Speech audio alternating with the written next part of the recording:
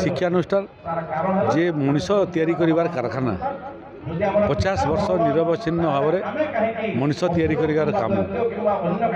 ତେଣୁ ସେଥିରେ ଜମି ଦାନ ଦେବା ଠାରୁ ଆରମ୍ଭ କରିକି ସ୍କୁଲ ନିର୍ମାଣ କରିବାରେ ସହଯୋଗ କରିବା ଠାରୁ ଆରମ୍ଭ କରିକି ଯେଉଁମାନେ ନିଃଶୁଳ୍କ ପାଠ ପଢ଼େଇଲେ ଆରମ୍ଭରୁ ସେ ସମସ୍ତଙ୍କୁ ଆମେ ମନେ ପକାଉଛୁ।